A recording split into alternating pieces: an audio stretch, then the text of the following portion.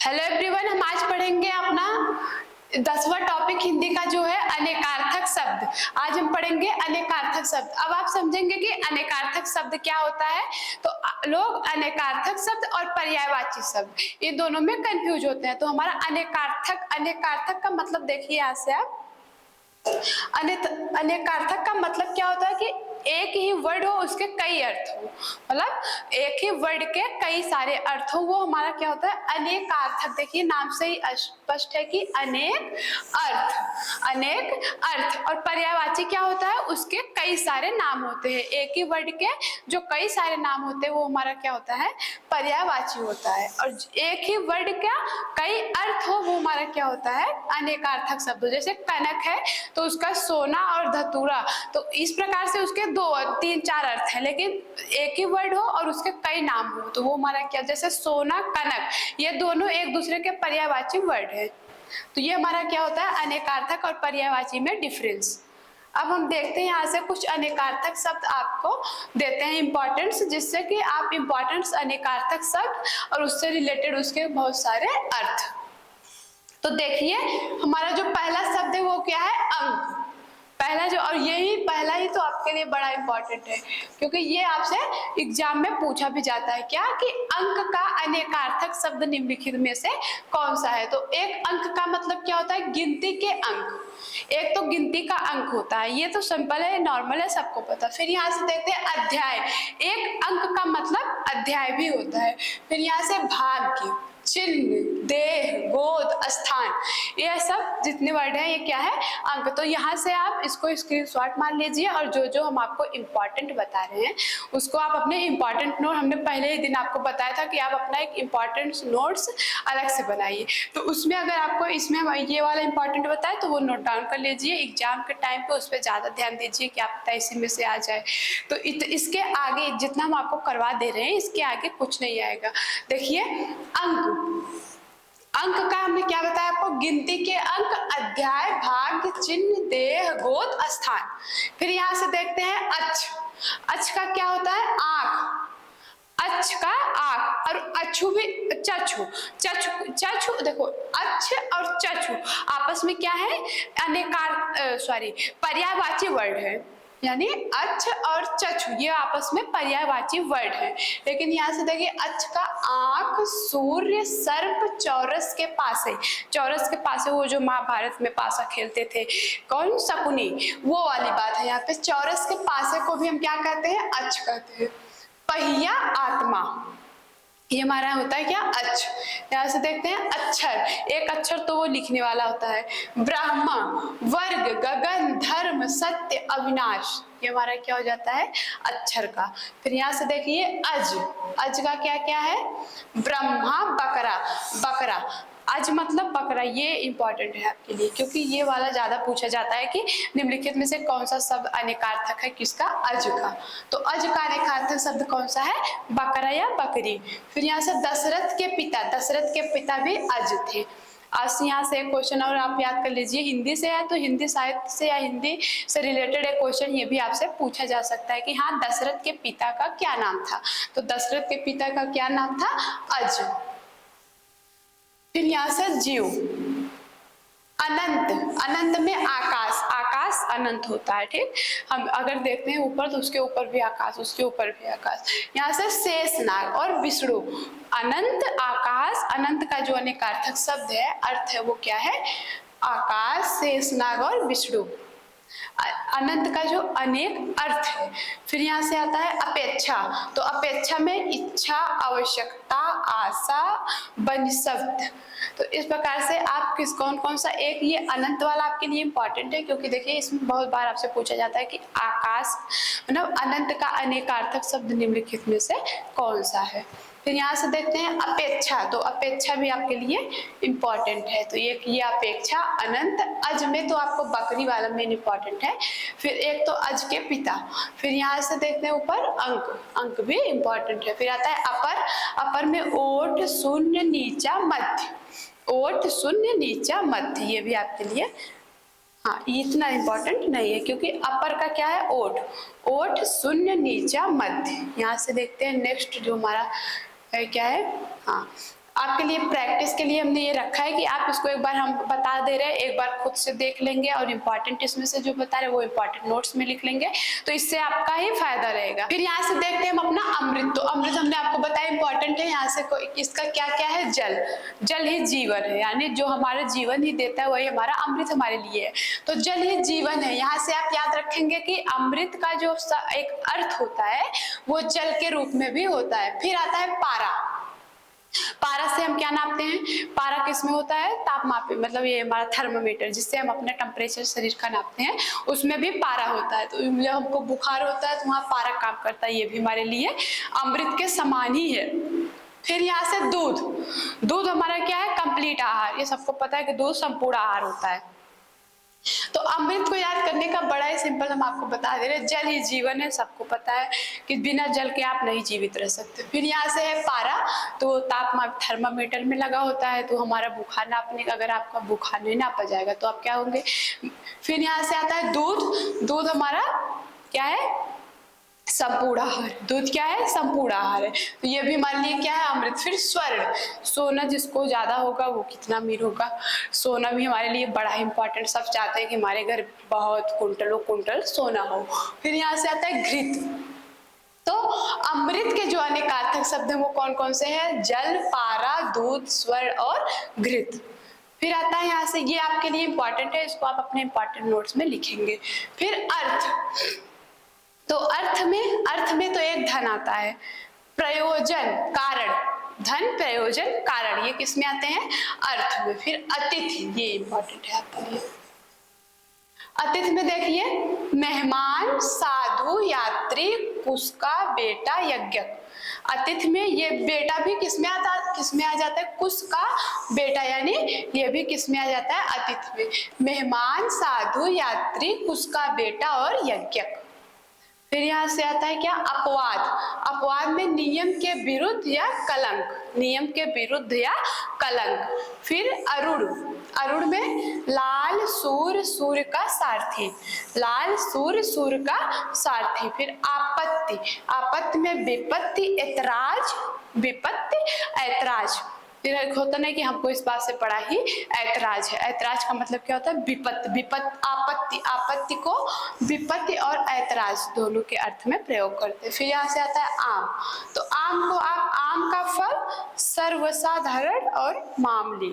सर्वसाधारण, आम आदमी, हम लोग का आधार कार्ड हो रहा है तो उसमें लिखा रहता है ना आम आदमी, तो आम का मतलब आम आदमी, खास आदमी, तो आम का मतलब जन साधारण यानी सिंपल लोग, सर्वसाधारण लोग या मामूली लोग, ये हमारा क्या होता है, आम।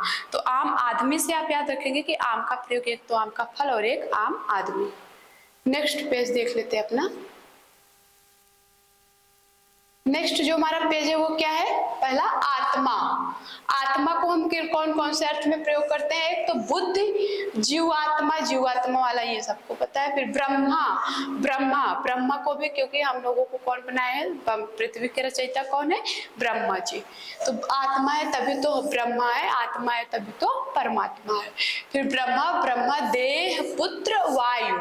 आत्मा से कौन कौन सा रिलेटेड है, बुद्ध, जीवात्मा, ब्रह्मा, देह, पुत्र, वायु।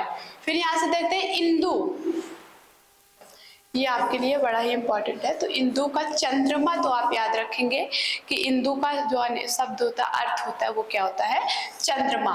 और चंद्रमा के बाद कपूर, मयंक, कपूर और मयंक भी इंदु के अनेकार्थी वर्ड है। फिर आता है ईश्वर। ईश्वर वाला आपको इंपॉर्टेंट है ये भी। ईश्वर में देखिए, प्रभु, समर्थ, स्वामी, धनिक। प्रभु, समर्थ, स्वामी, धनिक, ये किस में आ जाते हैं, ईश्वर में। फिर उत्तर में जवाब, बदला, पश्चाताप, उत्तर, दिशा। देखो उत्तर होता ना कि हमको उत्तर बदले उत्तर देवे, सॉरी, झगड़ा लड़ाई हो जाए, मार हो जाए, तो उसमें भी देखो सब लोग बोलते हैं कि हम जवाब बदले जवाब दे, ईंट की जगह पत्थर दे। वही पश्चाताप, बदला की जो भावना होती है उसको उत्तर के रूप में भी प्रयोग करते। देखिए अगर आप इसको ध्यान से पढ़ेंगे, थोड़ा सा रिलेट करेंगे, वर्डों पे जाएंगे अपने आप को लेके, तब आप इसको बता भी सकते हैं। फिर यहाँ से आता है कर। कर में एक हाथ, दोनों हाथ से कर, सीधा आप याद रखिए कि हम कोई कार्य जब करते हैं तो किससे करते हैं, जनरल सी बात है हाथ या पैर, लेकिन कार्य मेनली तो कोई आपको लिखना है, पढ़ना है, कुछ भी करना है तो किससे आप करेंगे, हाथ से करेंगे। इसलिए कर जो है उसका अर्थ हाथ भी होता है। किरण, सूर, टैक्स। कर, एक कर का मतलब टैक्स, यानी इसको तो इंग्लिश वर्ड है और इसका हिंदी वर्ड क्या होता है, कर। और सूर, किरण, हाथ किसके हैं, कर के। फिर आता है कोट। कोट का पहनने का वस्त्र, कोट, कोट कौन, ज्यादातर लॉ कॉलेज के बच्चे मतलब कोट, वकील ज्यादा पहनते हैं, तो वहां से आता है हमारा कोट। कोट पहनने का एक वस्त्र होता है जो कि ब्लैक कलर का ज्यादा लोग पसंद करते हैं। फिर यहाँ से आता है गढ़। फिर आता है परकोटा, रंग चढ़ाने की प्रक्रिया। रंग चढ़ाने की प्रक्रिया जो होती है उसे भी हम क्या कहते हैं, कोट। फिर यहाँ से आता है कर्ण। कुंती पुत्र कर्ण सबको पता है। सूत पुत्र कर्ण वो भी सबको पता है। फिर आता है कान, एक कर्ण का मतलब कान होता है। फिर आता है पतवार। पतवार मतलब नाव। नाव जैसे नाव को भी हम क्या, श्री राम, अरे एक गाना है ना कि पत मेरी नाव चल रही है, वही वाला। तो यहाँ से आता है पतवार। फिर समकोण त्रिभुज में सबसे बड़ी भुजा। कर्ण एक होता है समकोण, यानी त्रिभुज में जो सबसे, वही लंब आधार कर्ण वाला, तो वह से भी एक कर्ण इसका अर्थ होता है। देखिए सब हम लोग जानते हैं, लेकिन इसको उस टाइम हमें याद आता है कि नहीं, हम रिलेट कर पाते हैं कि नहीं, ये इंपॉर्टेंट है। इसलिए एग्जाम में स्थिरता बनाए रखना बहुत जरूरी है। तो देखिए कर्ण से जितने भी हम सब जानते हैं, कुंती पुत्र सबको पता है, कुंती पुत्र कर्ण। सूत पुत्र कर्ण। कान, कान का भी पता है, कर्ण, पल्लव से कर्ण। फिर यहाँ से आता है पतवार, यही एक है जो कि थोड़ा डिफिकल्ट है, सबको नहीं पता होगा, तो एक इसको आप याद रख लीजिए। फिर यहाँ से देखिए समकोण त्रिभुज में सबसे बड़ी भुजा, तो लंब आधार कर्ण किसको नहीं पता, पाइथागोरस प्रमेय से, पाइथागोरस प्रमेय सब लगा रहे हैं, तो वहां से यहाँ से ये कर्ण है भुजा की सबसे बड़ी वाली भुजा त्रिभुज की। फिर कल, एक कल का मतलब बीता हुआ कल। सुंदर, सुंदर, बाप रे, अब आज से कोई आप नहीं बोलेंगे कि वह लड़की बहुत सुंदर है, आप बोलेंगे कि वह लड़की कल है, तब भी कोई समझ नहीं पाएगा और आपका काम भी हो जाएगा। तो देखिए कल, कल का क्या है, सुंदर। फिर मैन या शक्ति, पूजा, पुर्जा, मधुर या ध्वनि। कल कल की आवाज, देखो ध्वनि से क्या, कल कल की आवाज आ रही है। कहाँ से आती है, पानी से ज्यादातर कौन सी आवाज आती है, कल कल की। झरने बहते हैं, झरने से जो पानी बहता है उसमें कल कल की आवाज बड़ी आती है। नेक्स्ट देखते हैं हम यहाँ से। अच्छा, हम देखो आपके लिए क्वेश्चंस रखे हुए हैं कि जिससे आप थोड़ा सा क्वेश्चन कर लेंगे, उसके बाद अब आपको समझ आ जाएगा कि हाँ क्वेश्चन का लेवल क्या रहता है, तो इस हिसाब से आप कर पाएंगे। और देखिए ये जो है, इसको अगर आप ज्यादा से ज्यादा प्रैक्टिस कर रहे हैं और प्रीवियस ईयर क्वेश्चन सॉल्व कर रहे हैं, क्योंकि बहुत सारे वर्ड है और बहुत सारे वर्ड के बहुत सारे अनेकार्थी, तो इतना आपको याद कर पाना असंभव नहीं है, क्योंकि आप भी तो एक आदमी ही है, हम लोग कंप्यूटर थोड़ी एक आदमी है। मतलब कंप्यूटर में तो एक लिमिट है, लेकिन हम में तो कोई लिमिटेशन भी नहीं है, चाहे तो कितना भी पढ़ सकते हैं, लेकिन कौन पढ़ना चाहता है। तो इसके लिए आप ज्यादा से ज्यादा प्रैक्टिस और क्वेश्चन पेपर सॉल्व करेंगे तो आपको समझ आएगा। और कुछ वर्ड ऐसे होते हैं कि वही रिपीट भी किए जाते हैं, वो इम्पोर्टेंट होते हैं। तो यहाँ से देखते हैं हमारा जो पहला वाला क्वेश्चन है वो क्या है। स्वर्ग, पृथ्वी, सूर्य किस शब्द के अनेकार्थी हैं। इसमें क्या पूछा गया है कि जो स्वर्ग मतलब ऐसा कौन सा वर्ड इन चारों में है कि जो वर्ड एक ही है लेकिन अर्थ ये तीनों दे रहा है। ये तो हमने आपको बताया कि अनेकार्थी का मतलब यही होता है कि कोई एक ही वर्ड, मान लीजिए कि एक खेचर है, इसके कई सारे अर्थ हैं, ये हमारा अनेकार्थी होता है, लेकिन इसी खेचर के कई सारे नाम है, वो हमारा पर्यायवाची होता है। तो आप अनेकार्थी और पर्यायवाची में कंफ्यूज नहीं होंगे। देखिए क्या, गोचर, तो गोचर का मतलब क्या पूछा है कि स्वर्ण, पृथ्वी, सूर्य। स्वर्ण, पृथ्वी, सूर्य किस शब्द के अनेकार्थी शब्द हैं, तो कौन से शब्द के अनेकार्थी शब्द है, गो। ये जो गो वाला शब्द है इसके अनेकार्थी यानी गो के तीन अर्थ कौन कौन से हैं, स्वर्ग, पृथ्वी और सूर्य। नेक्स्ट क्वेश्चन देखते हैं हमारा क्या है। नेक्स्ट जो हमारा क्वेश्चन है वो क्या है, प्रतिष्ठा जल चमक, प्रतिष्ठा जल चमक शब्द के अनेकार्थी हैं। इसमें जो हमारा क्वेश्चन है वो क्या है, प्रतिष्ठा और जल चमक, यानी ये तीनों किसके अर्थ हैं इसमें से, तो किसके हैं, पानी के। पानी का मतलब प्रतिष्ठा होता है, पानी का मतलब इज्जत होती है, इज्जत मान मर्यादा ये सब हमारे पानी का होता है। फिर पानी का मतलब जल होता है, तो सिंपल ही है, पानी का मतलब चमक भी होता है। तो शब्द के अनेकार्थी वर्ड कौन से हैं, ये पानी। नेक्स्ट क्वेश्चन,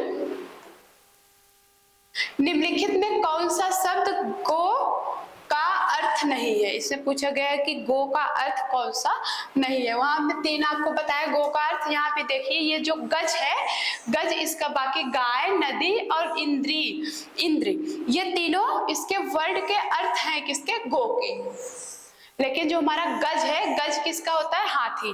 गज मतलब हाथी होता है, इसके अनेकार्थक, इसका अर्थ क्या होता है, हाथी। तो ये तीनों वर्ड हमारे किसके हैं, गो के। तो कौन सा नहीं है, गज वाला। गज किसका है, हाथी का है। नेक्स्ट, अनेकार्थी शब्द अब्ज के गलत विकल्प का चयन कीजिए। यहाँ पूछा गया है कि जो अब्ज है इसके कौन सा वर्ड इसमें से नहीं है अनेकार्थी वर्ड। तो कौन सा नहीं है, मेघ। ये जो मेघ मतलब बादल बरसने वाला मेघ, बादल, बादल का पर्याय वर्ड क्या होता है, मेघ। बाकी शंख, चंद्रमा और कपूर, शंख, चंद्रमा और कपूर अब्ज के पर्यायवाची अनेकार्थक शब्द हैं। लेकिन ये जो हमारा मेघ है, मेघ इसका अनेकार्थक शब्द नहीं है। नेक्स्ट देखते हैं क्वेश्चंस। इसमें से कौन सा शब्द अंबर का अनेकार्थी है। पूछा क्या गया है कि इसमें से कौन सा शब्द अंबर का अनेकार्थी है। और ये हमने आपको पहले भी इंपॉर्टेंट बता दिया, एक बार फिर से बता दे रहे हैं। इसमें कौन सा जो वर्ड है वो अंबर का अनेकार्थी है, तो कौन सा, गगन। गगन जो है वो अंबर का अनेकार्थी वर्ड। तो गगन जो है ये, इसमें से कौन सा शब्द अंबर का अनेकार्थी है, तो कौन सा है, गगन। बाकी पृथ्वी, चंद्रमा, वायु ये इसके अनेकार्थी वर्ड नहीं है। यहाँ से देखते हैं नेक्स्ट जो हमारा क्वेश्चन है कि अचल शब्द, क्वेश्चन क्या है हमारा, अचल शब्द का अर्थ है स्थिर। अचल शब्द का एक अर्थ स्थिर है, लेकिन यहाँ तो हम अनेकार्थक पढ़ रहे हैं। तो अचल का एक अर्थ स्थिर है, तो और दूसरा अर्थ है, यानी अचल का जो अनेकार्थक स्थिर, एक तो आप स्थिर याद रखिए। तो इसमें से बताइए कि दूसरा कौन सा है। तो देखिए चलायमान, ये तो इसका विलोम हो जाएगा, यहाँ से इसको डायरेक्ट कट करेंगे। गतिमान, ये भी वही चीज है, स्थिर की जगह गति करना। फिर आता है स्थिर, ये भी वही चीज है, तो क्या होता है, निश्चल। निश्चल जो वर्ड है ये अचल का अनेकार्थक वर्ड है। अचल, स्थिर, निश्चल ये किसके वर्ड है, अचल के। नेक्स्ट क्वेश्चन देखते हैं यहाँ से। निम्नलिखित विकल्पों में से मत्सर शब्द का अनेकार्थी रूप नहीं है। मत्सर का क्या मतलब होता है, ईर्ष्या करना। मत्सर का मतलब क्या होता है, ईर्ष्या करना, ईर्ष्या करना। ईर्ष्या तू न गई मेरे मन से, किसकी रचना है ये, रामधारी सिंह दिनकर की। और कौन सी क्लास में थी, कक्षा 10 में। हम लोग के कक्षा 10 में जो थी कि ईर्ष्या तू न गई मेरे मन से, और किसकी रचना है ये, रामधारी। ये आप एक याद रखिए, ये भी बड़ा ही इंपॉर्टेंट क्वेश्चन है, कहीं ना कहीं जरूर आपसे पूछा जाएगा। निम्नलिखित में विकल्प में से मत्सर शब्द का अनेकार्थी रूप नहीं है। तो क्रोध, ईर्ष्या आता है तो क्रोध होता है। किसी से अगर आप जल रहे हैं वही ईर्ष्या है, और ईर्ष्या में क्रोध होना जायज बात है। फिर आता है द्वेष, ये भी है द्वेष। द्वेष मतलब भी क्या करना, ईर्ष्या करना। और ईर्ष्या तो यहाँ पे है ही, तो क्या नहीं है, राग। राग मतलब राग गाना, सुर, सुर ताल राग, ये वाला। तो यहाँ से ये वाला नहीं है। बाकी क्रोध, द्वेष और ईर्ष्या मत्सर के शब्द हैं। देखिए अगर आपको नहीं समझ में आ रहा है कि इसमें क्या होगा, तो सबसे पहले जो आपसे क्वेश्चन में शब्द पूछा गया है, अगर आप उसका अर्थ जान लेंगे तो उससे रिलेट करके ऑप्शन को टिक कर सकते हैं।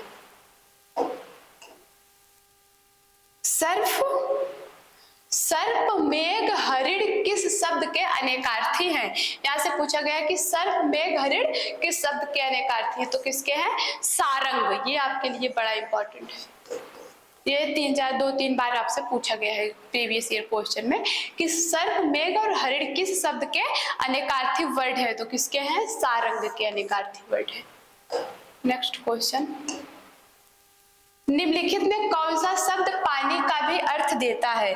इसमें से पूछा गया है कि कौन सा ऐसा वर्ड है जो पानी का अर्थ देता है। तो कौन सा वर्ड है इसमें सब ऑप्शन गलत है, तो इसको हम क्वेश्चन को कैंसिल करेंगे क्योंकि इसमें सब ऑप्शन गलत है। निम्नलिखित में से पानी का वर्ड मतलब इज्जतदार, प्रतिष्ठा, मर्यादा, ये सब पानी के अनेकार्थक वर्ड है, लेकिन जंगल, वन, अरण्य, कानन ये नहीं है। ये क्वेश्चन यहाँ से गलत हो गया है। नेक्स्ट क्वेश्चन देखते हैं, इसमें से कौन सा शब्द अंबर का अनेकार्थी? इसका एक बार आपसे पूछा गया, फिर से ये क्वेश्चन रिपीट हुआ है शायद से कि अंबर का अनेकार्थी वर्ड है, तो कौन सा है? गगन।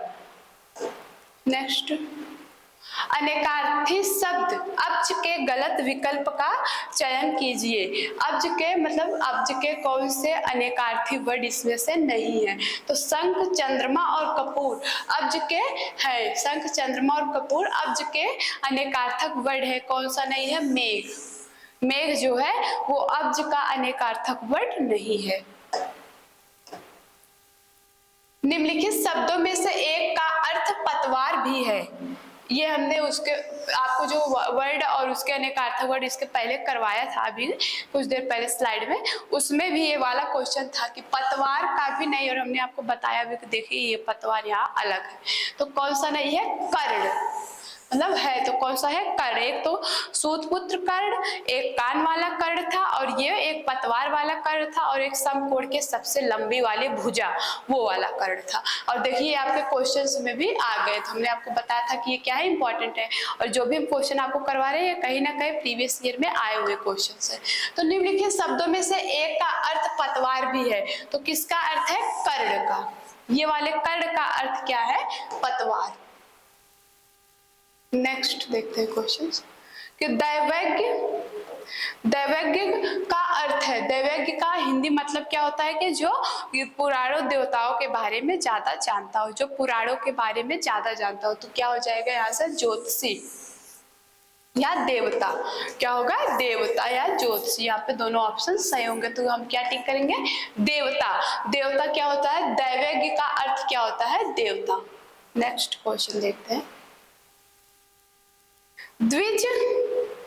द्विज के अनेकार्थी शब्दों में से निम्नलिखित शब्द में से कौन सा एक शब्द नहीं है? यानी द्विज का अनेकार्थी वर्ड कौन सा नहीं है? तो ब्राह्मण।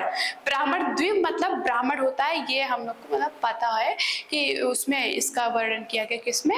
रामायण में, जब सीता माता हनुमान जी वहां पे ब्राह्मण के रूप में जाते हैं, तो उसी समय राम ने उनको कौन सा नाम दिया? द्विज। तो द्विज जो है वो ब्राह्मण है। पंछी, दांत। दंत मतलब द्विज मतलब दंत भी होता है, और पंछी तो क्या नहीं है? विदेह। विदेह जो है वो द्विज का अनेकार्थी शब्द नहीं है। बाकी दंत, हाथ, पंछी, पंछी, दंत और ब्राह्मण द्विज के अनेकार्थी वर्ड है। यहाँ से देखते हैं अपना नेक्स्ट क्वेश्चन कि घन का अनेकार्थी शब्द समूह है। क्या है? घन। घन का अनेकार्थक शब्द समूह है, तो घन मतलब यहाँ से देखिए हथौड़ा, अधिक बड़ा, बादल, घटा। हथौड़ा, घन मतलब होता है हथौड़ा, घन मतलब मोटा, मारने वाला।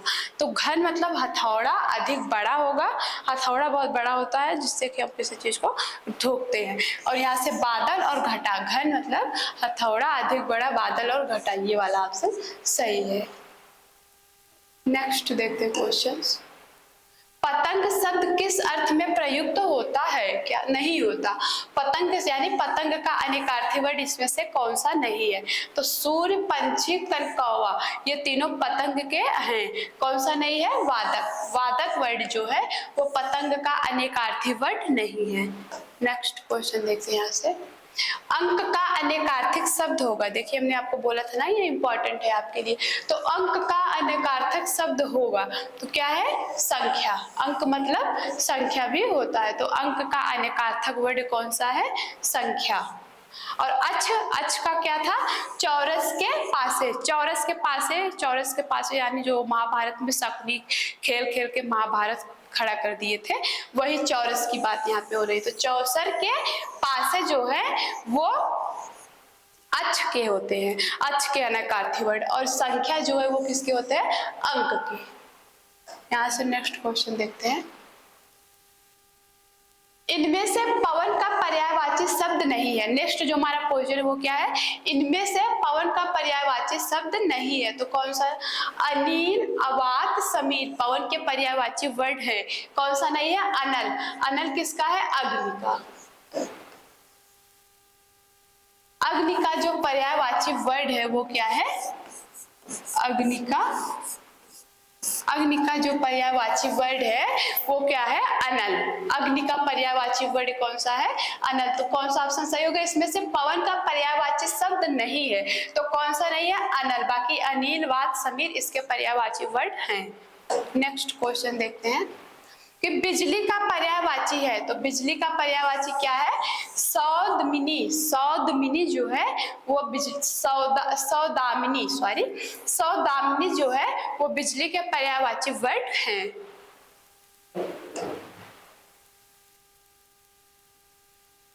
कल, केस, गुरु अनेकार्थक शब्दों के उचित विकल्प को छांटिए। कल, केस, गुरु के अनेकार्थक शब्द, तो कल मतलब क्या होता है, एक बीता हुआ कल यानी बीता हुआ दिन। केस मतलब बाल, केस इसको अगर महाभारत से आप रिलेट करेंगे तो उनके द्रौपदी के केस मैं जब तक नहीं धुलूंगी तब तक नहीं मानूंगी, तो वहां से ये केस को आप किससे रिलेट करेंगे, बाल से। फिर गुरु मतलब बड़ा, लघु और गुरु, तो गुरु मतलब क्या होता है, बड़ा। तो यहाँ से देखिए कल मतलब बीता हुआ कल, केस मतलब बाल और गुरु मतलब बड़ा, तो ये वाला ऑप्शन सही होगा। नेक्स्ट क्वेश्चन देखते हैं अपना, निम्नलिखित में कौन सा शब्द अर्थ की दृष्टि से काल शब्द से संबंध नहीं रखता, यानी काल का अनेकार्थी शब्द कौन सा नहीं है, तो कौन सा नहीं है, दुर्भिक्ष। बाकी समय, काल मतलब समय, दशा, मृत्यु, उनका काल आ गया है या उनका मतलब उनकी मृत्यु आ गई है, तो मृत्यु, दशा और समय काल के अनेकार्थक वर्ड है। ये जो दुर्भिक्ष है ये इसके अनेकार्थक वर्ड नहीं है। तो नेक्स्ट देखते हैं क्वेश्चन, इसमें से कौन सा शब्द अनेकार्थी शब्द सारंग से संबंध नहीं रखता, तो सारंग से संबंध पपीहा, कोयल और मोर ये सारंग के अनेकार्थक वर्ड है। तो सारंग वाला अनेकार्थक वर्ड आप सब याद कर लेंगे, ये सारंग बड़ा ही इंपॉर्टेंट है। देखिए 2 बार पूछे गए और ये दोनों जो क्वेश्चन है प्रीवियस ईयर के क्वेश्चन है और इसी से भी क्वेश्चन आपके बनते भी हैं। तो देखिए इसमें से कौन सा शब्द अनेकार्थक शब्द सारंग से संबंध नहीं रखता, तो कौन सा नहीं रखता, तोता जो है ये नहीं रखता। बाकी पपीहा, कोयल और मोर इसके अनेकार्थक शब्द हैं। इसमें से कौन सा शब्द अनेकार्थी शब्द हरि से संबंध नहीं रखता, हरि से संबंध नहीं रखता, विष्णु, बंदर, सूर्य, नदी। तो इसमें से कौन हरि से संबंध नहीं रखता, विष्णु मतलब हरि होता है, सूर्य मतलब हर, नदी बंदर, तो कौन सा नहीं रखता, नदी।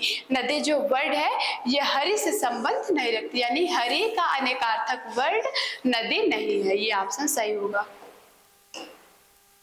तो इस प्रकार हमने आपको बताया कि अनेकार्थक वर्ड, अनेकार्थक शब्द और पर्यायवाची शब्द में डिफरेंस क्या है और उससे रिलेटेड कुछ आपको दिखाए, मतलब कि अनेकार्थक और उसके अर्थ, जिससे कि आप उसको स्क्रीनशॉट ले लीजिए। अगर आपको लेना है तो हम आगे कर देते हैं, यहाँ से स्क्रीनशॉट ले लीजिए और जो हमने आपको इम्पॉर्टेंट बताया, अगर मेरी बात आप मान रहे हैं तो वो इम्पॉर्टेंट वाला आप अपने इम्पॉर्टेंट नोट्स में लिख लीजिए। जब आप एग्जाम देने जाएंगे तो उस समय आप उसको कर पा। देखिए अगर आपको स्क्रीनशॉट मारना है तो यहाँ से मार लीजिए, जिससे और इम्पोर्टेंट वाला इम्पोर्टेंट कर लीजिए, जिससे आपको एग्जाम में आसानी हो सके, खोजना ना पड़े, आराम से आप कर लेंगे फिर। तो अब हम अपनी ये क्लास यहीं पे खत्म करते हैं, हम आपको मिलेंगे अगले क्लास में, यानी 10वें क्लास में संज्ञा से